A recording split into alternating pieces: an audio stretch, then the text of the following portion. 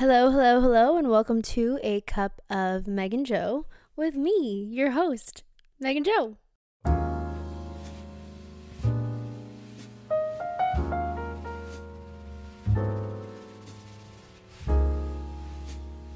Hi, how are you? Welcome back if you're listening again, and welcome if this is your first episode that you're tuning into. Today, I have decided to get real cozy, sit on the couch, and drink my second cup of coffee. It is currently 2:53 p.m. and we got some things to do today. We've been up since 8 a.m. and had a lot of things to do this morning, and now we're back home. And now I needed some coffee to get on with the rest of my day. So today I do have Joe with me, and we're going to talk. We're going to talk about some things. I have such great news to share with you all. I hope you enjoyed last week's episode, the first one, where, I gave you a little intro, a little background, all that stuff.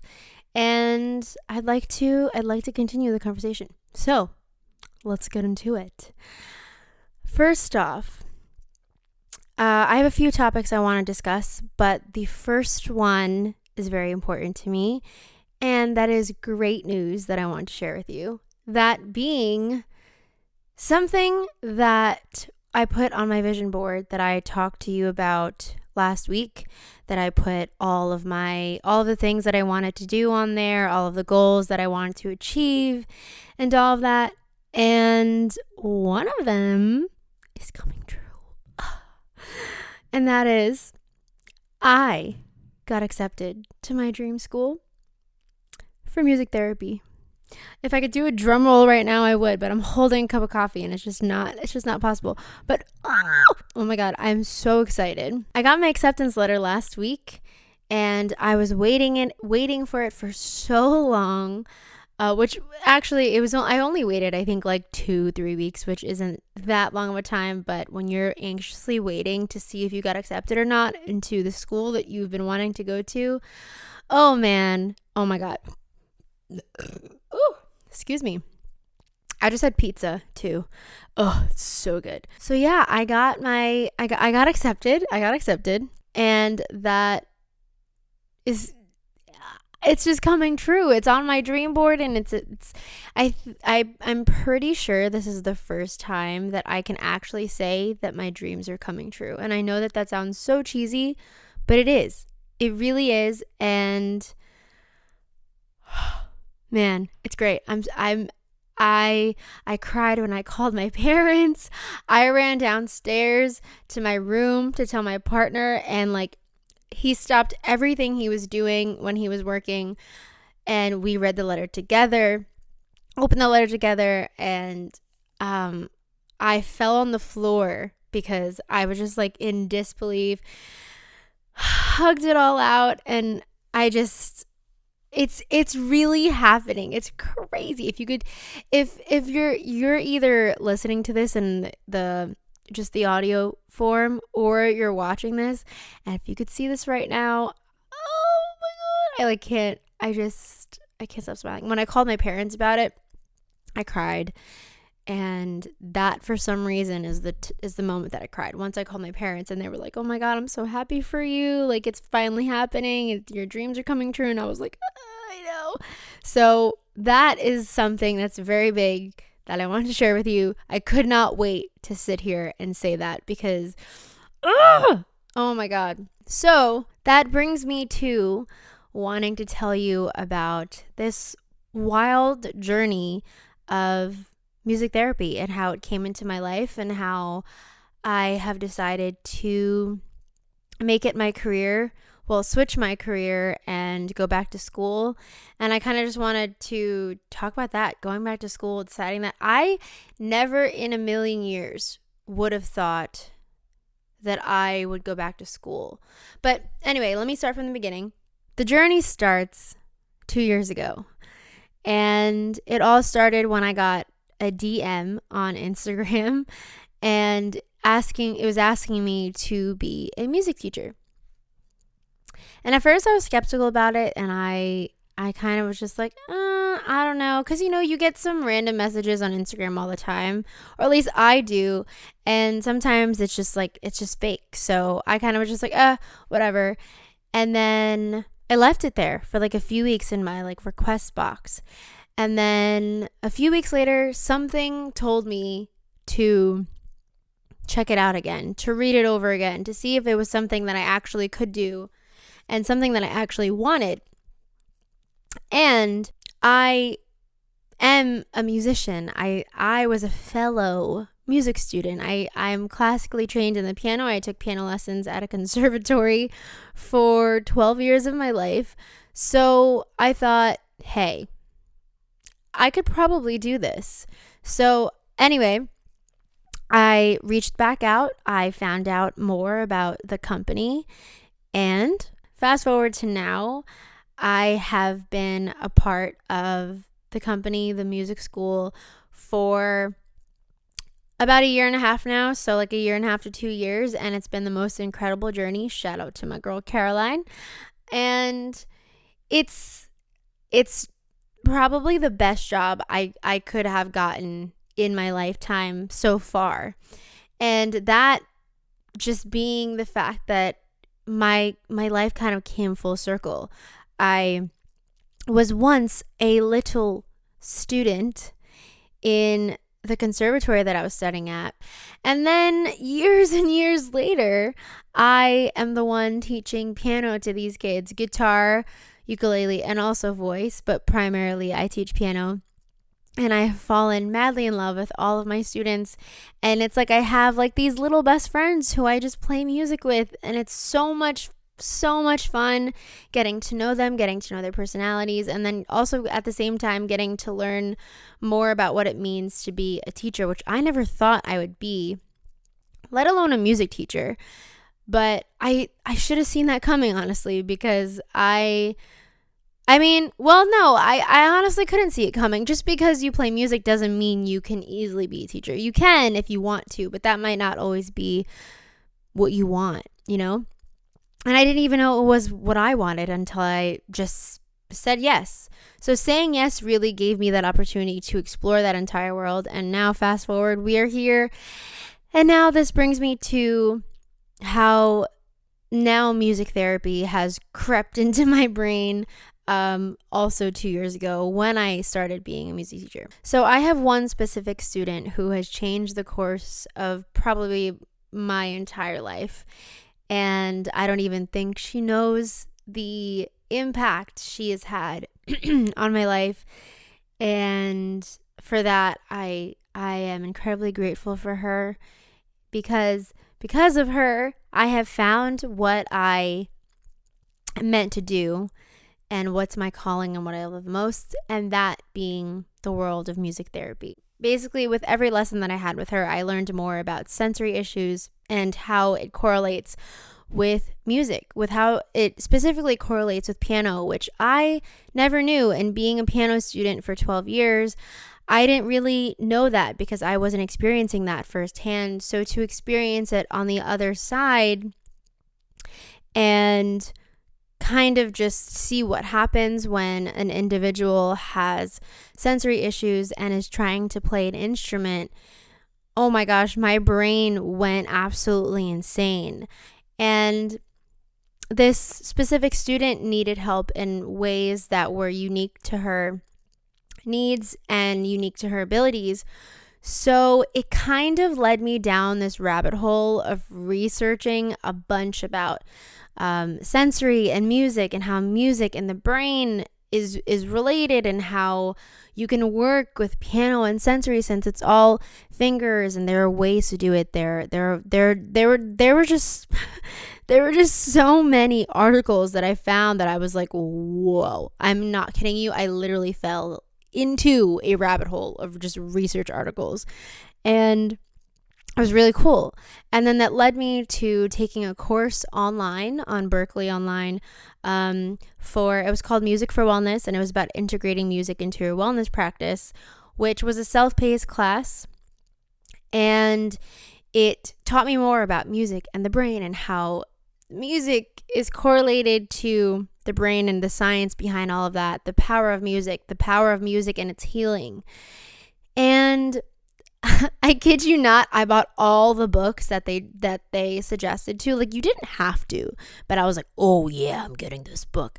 And now my library is my book library is full of a ton of music books, and so far they've been really great reads and things that I kind of already knew. Some things, not everything obviously, but there are some things that I even learned in yoga that I was learning in this class about, like breathing and music and just how that correlates. And I talked about yoga last week, and I've learned, oh my god, there's really something in my nose. Sorry. I think I was trying to say that I did so much research and I fell into a rabbit hole of sensory issues and having to go to OT, which is occupational therapy, for that. And then lastly, I came across music therapy. And that's when I was like, whoa, what is this? And it's crazy because I've known about music therapy for a long time. I think for as long as I started school, but I didn't think it was something that I could do. And I think that's probably because I didn't know much about it. And at the time when I chose my major in college, I was very focused on doing speech language pathology. And I think for that there were so the way I'm going on a little ramble, but to give you more background context, I have my bachelor's in speech language pathology and audiology and hearing sciences. And that's a very long name. I was looking at my diploma recently and it just had this long name. It was speech and language pathology, audiology, and hearing services. And hearing science, not services, hearing sciences. And I was like, whoa, I didn't know that it was in all of that. I thought it was just in speech language pathology. But anyway, so that's what I have my degree in. And I graduated college in 2016. And I started school in 2012. So basically what I'm trying to say is that when I started school, I knew immediately that that's what I wanted my major to be. Speech was always a huge love of mine. And I knew that that's what I wanted my major to be in school. And now, years later, looking back on it, I know that I definitely looked up music therapy because I saw that it was a thing. So I was like, oh, what's that?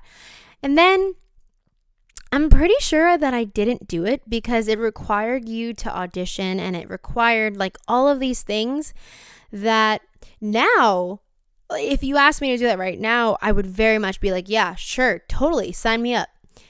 But years ago, I don't think I was as confident as I am now in my music abilities.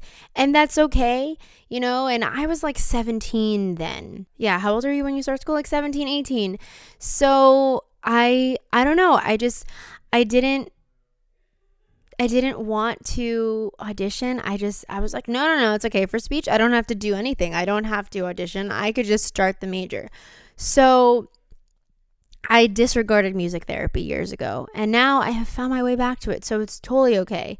And now and also speech therapy and music therapy are actually, they say that music therapy and speech therapy are a perfect marriage because they go hand in hand. And I love that because, hello, that's me. So after that class let's go back to that. After the class that I took online for Music for Wellness, I finished it. I got my certification in it and I learned so much about it. Oh my God, you should have seen me. I was on a roll. I got notebooks, I got highlighters, I was highlighting everything. I was taking so many notes. It was so much fun. And that's how I know that I was really, really in it. So I decided to take it a step further. And I thought, okay, actually, maybe I should go to school for this. Maybe this is what I'm supposed to do. And long and behold, for the past year and a half, I've been applying to schools. I've been doing my research on the best music therapy programs and what I need to do.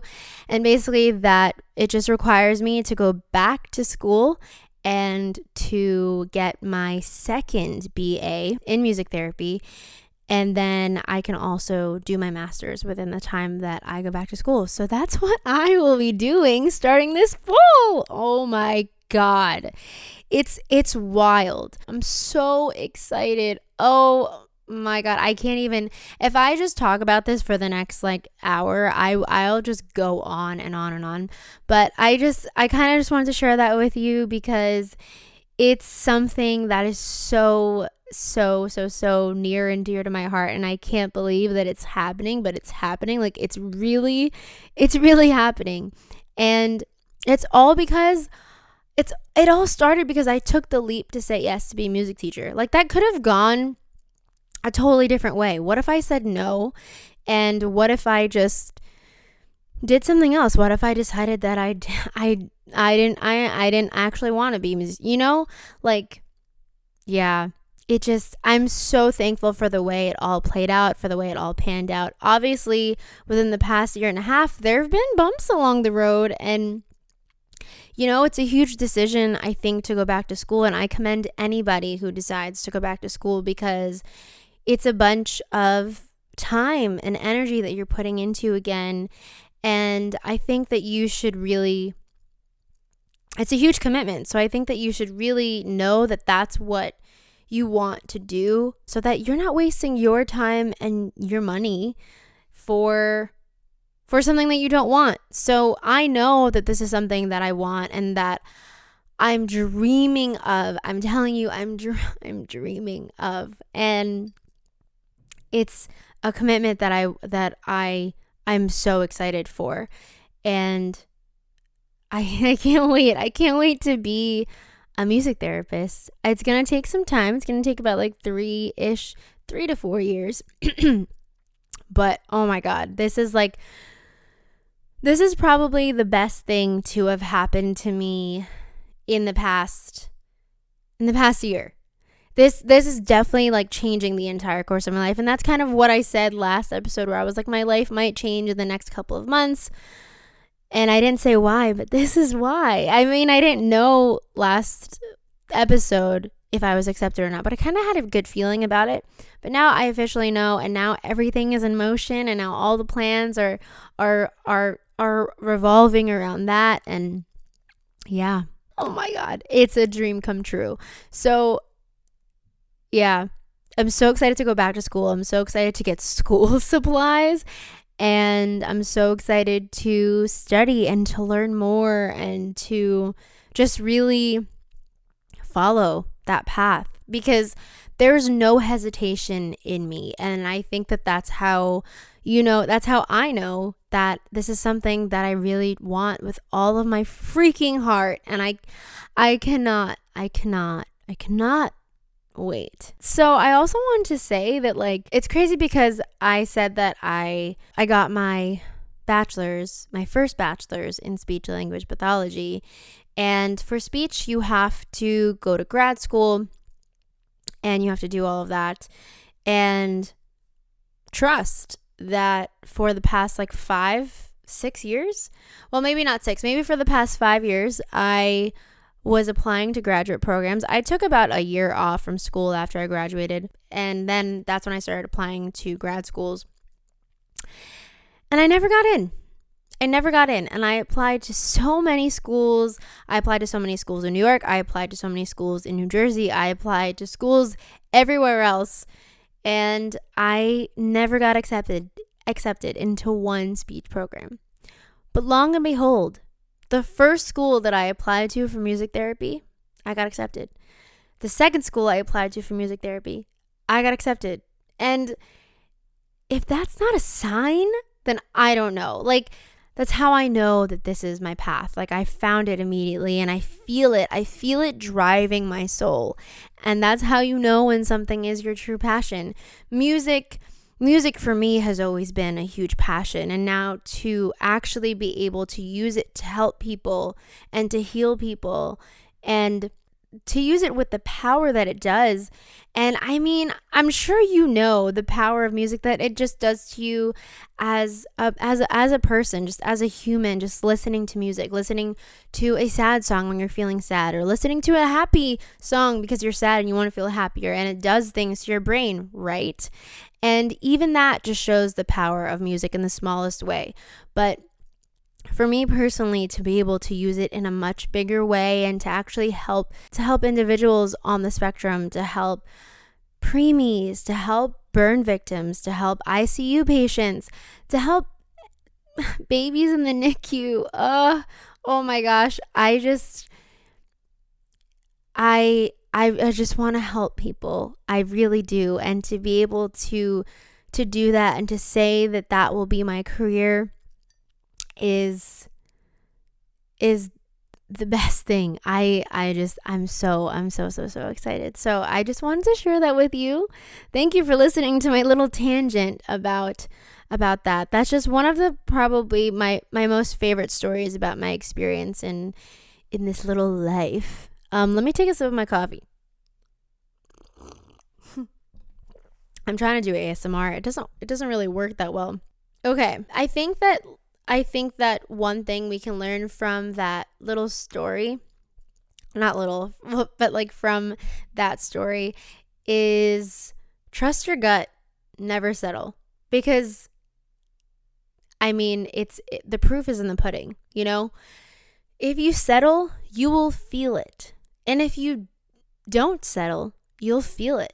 You know, like it's just there. When you know, you know.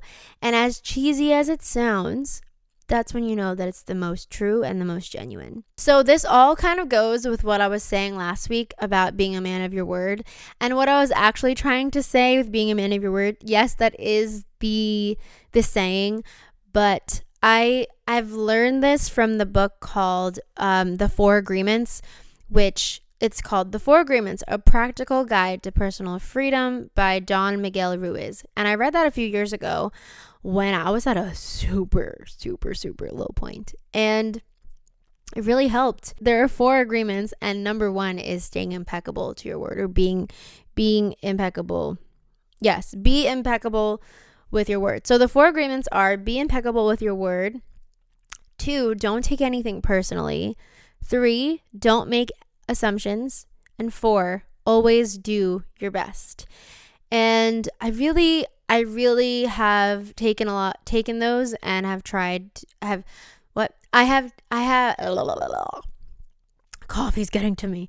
I really have taken those and have done my best, or I am doing my best to implement those in my life. And one thing that I think currently right now in this time of my life, I'm really doing my best to stay impeccable to my word, to be impeccable with my word.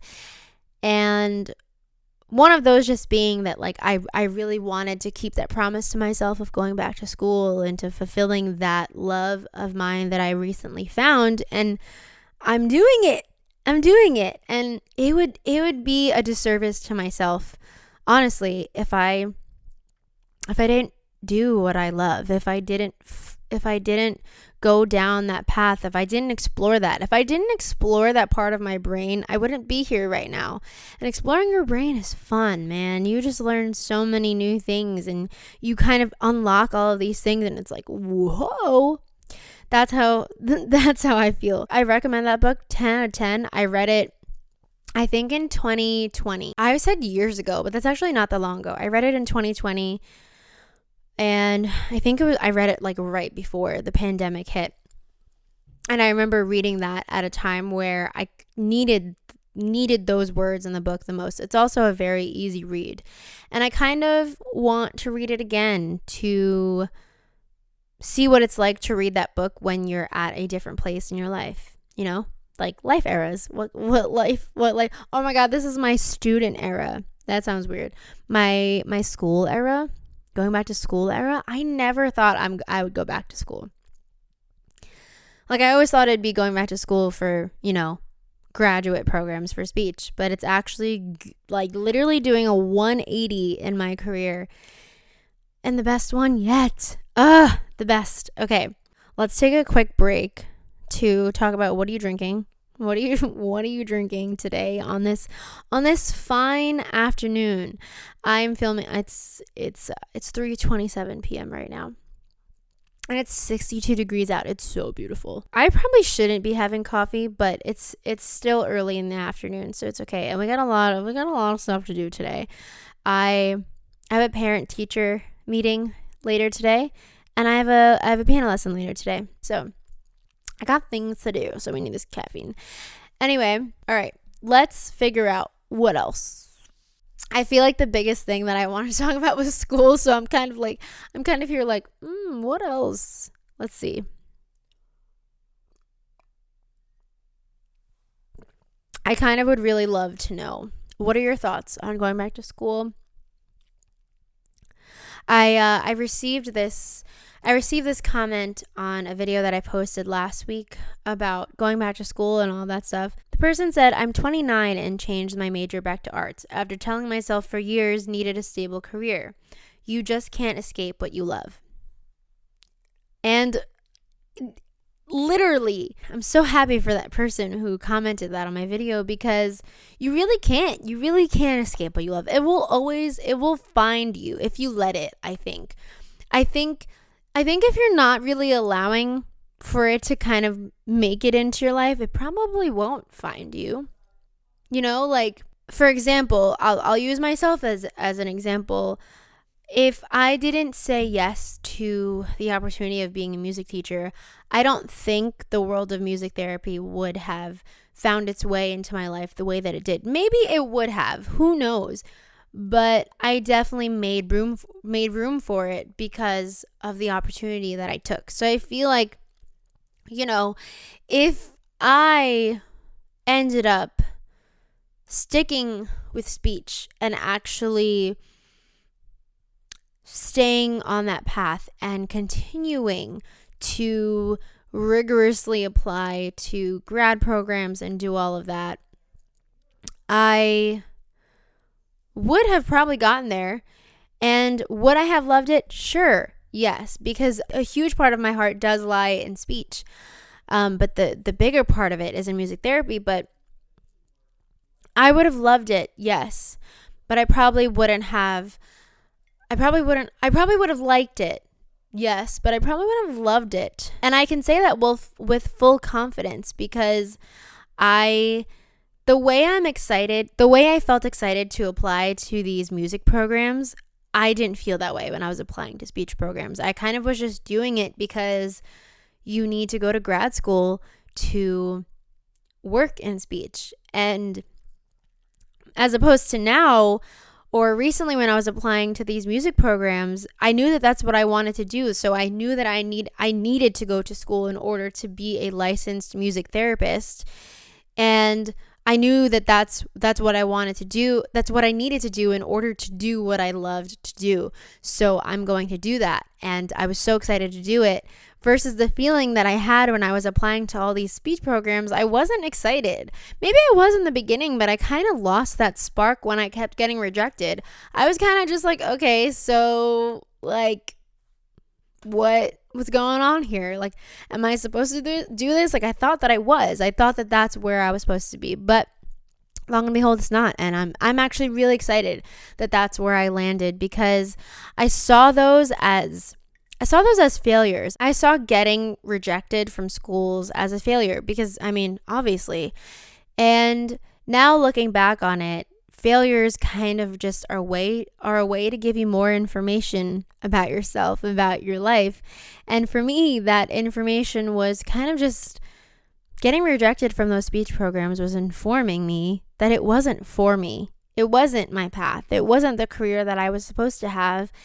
And for that, I am very grateful. For that, I am grateful that I got rejected, because imagine, oh my gosh, my life would have been so different if I went down that route. How do you say it? So basically, getting rejected from those schools, I saw as a failure. And seriously, now looking back on it, a failure is a step in the right direction. And that's 1,000% what it was for me. And now here we are. here we are on this comfy couch. Here we are on this comfy couch drinking my cup of joe and talking to you about it and talking to you about the decision that I have made, and that is going back to school. Oh my God. It's going to be a time. We're going to be in school. We're going to be learning. We're going to be a music nerd. Oh my God. Get ready. Get ready for me to just be like, so today in class, I learned. Oh my God. Sorry. I didn't even say anything after that. I kind of just went into a whole thing in my head. But I think that that's kind of all I really wanted to talk about today. That was like the biggest thing. I kind of really wanted to address failure in that sense of getting rejected to the schools that you think you want to go to, and just stepping forward in the right direction because of quote unquote failure, and kind of just figuring it out. And I'm not saying that I have it all figured out. I'm just saying I have it figured out right now. And we'll see where the rest of it takes me. All I know is that I'm just so fucking excited for it, because I have never been this excited in my life to go to school. And that's how you know. Like I said, you know when you know. It's kind of like love. But like, you know what I mean? Like, you know when you know. People are always like, "Oh, how did you know that you wanted to say yes to this person?" Or how did you know when you fell in love with this person? And that's how I feel with music therapy. I just knew. You know when you know. I literally felt it in my bones. Oh man, it's like it's something that takes over my entire body when I tell you. It really does.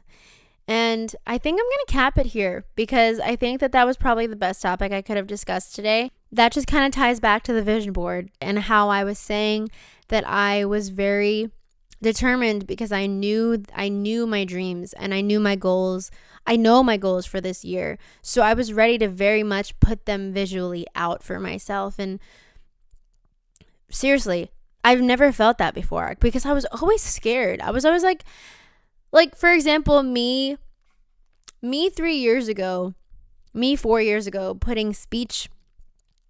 like a speech program on my vision board.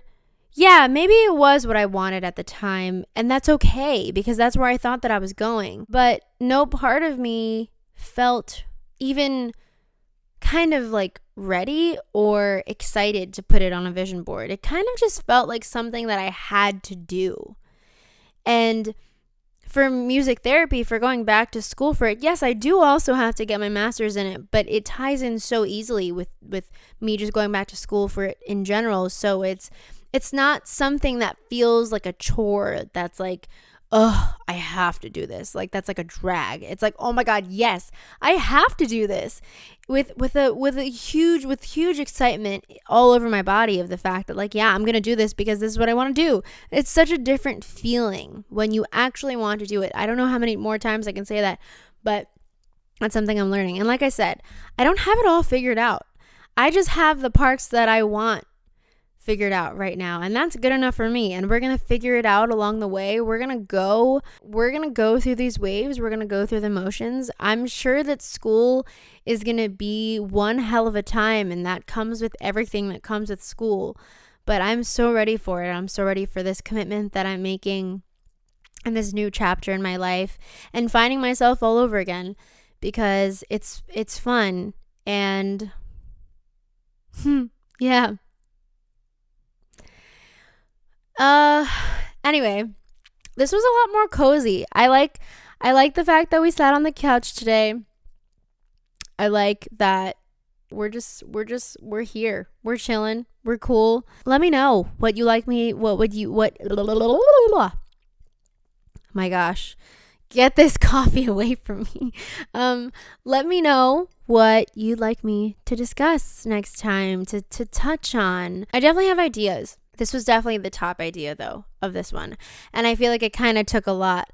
It took a lot up. It took a lot of space up. What? It took a lot of space to talk about. So I'm going to leave that. And there were so many aspects of that. So thank you for listening to my story of how I found music therapy and my love for it. And I guess I just kind of want to leave this little pod with, just the lesson of never settle. Trust your gut. Seriously, like follow what you feel the most genuine about, and do it without any hesitation. And also, like, if you do something without any hesitation, I feel like that's the most promising feeling for you. Like I said, when you know. And I think that's the biggest takeaway that we can leave today's episode with, is trust your gut and never settle. And you really can't escape what you love, and it'll always find its way back to you, whether that be now or 10 years from now. I think it'll just find you. Like, mind you, I'm 28 years old, okay? So, like, me being in school for 3 to 4 years, like, I'm gonna be 30 and still in school. And years ago, I would have been like, I don't want to still be in school at 30. Like, I want it to be done with everything by the time that I'm 30. But, like, there is no limit. There's no age limit on anything. There's no time limit. There literally is no time limit. So if you figure out that you want to go back to school at like 35, do it. Do it. If it's something that you love, just freaking do it. Literally. There's nothing stopping you. There's nothing stopping you. The only thing stopping you would be yourself. So don't let yourself get in the way. Listen to yourself. Because you are who knows best, and you are who knows what you want. So yeah, do it. Just do the damn thing. Do the thing that you want. It doesn't have to be going back to school. It could be taking a pottery class, taking a kickboxing class, taking piano lessons. One of my students a few months ago was an adult. She had a kid. She was, I think, like in her mid 40s. And it was so cool getting to teach her, because she was an adult and she was like, this is something that I've been wanting to do for a really long time, but I kind of was just too embarrassed to do it. And she just took the leap, and she was having the best time. And I could see it. I could see it in her eyes, and I could see it during our lessons. And that is an example of just doing the damn thing. Do it. If you feel it, just do it. Don't hesitate. I mean, I know it's easier said than done, but like, you can easily do the things that you want if you really want it. If you really want it, go get it. And that's it. So I'm going to leave with that. And thank you for giving me the space to talk about this. It's so fun. We're only on episode 2. So what else can we do? Ooh, bars. All right. So let's take one last sip of coffee. Oh my God. I try to do that and I choke almost every single time. So I'm going to leave it at that. And I hope you have a wonderful Monday, or any day that you're listening to this. And I hope that you do the things that you want. I want you to do the things that you want, because that's just being impeccable with your word and keeping the promises to yourself. Keeping promises to yourself helps you have self-love. And I think that comes with self-confidence. Self-confidence comes with the trust that you have with yourself, and the trust that you have with yourself comes with the promises that you make to yourself. So the promises that you make to yourself are essentially the things that you want to do, so they go hand in hand, baby. So yeah, I'm gonna go. I shall talk to you later. I don't know why every time I say that I decide to do a British accent, but I will talk to you later. Thank you for tuning in to episode 2 of Cup of Meg and Joe. And I wonder what I will have in this cup of mine next time. Take care. I hope you have a lovely, lovely day. And thank you so much for listening. XOXO, Meg and Joe. Was that cheesy? No, we're going to leave that in. All right. Bye.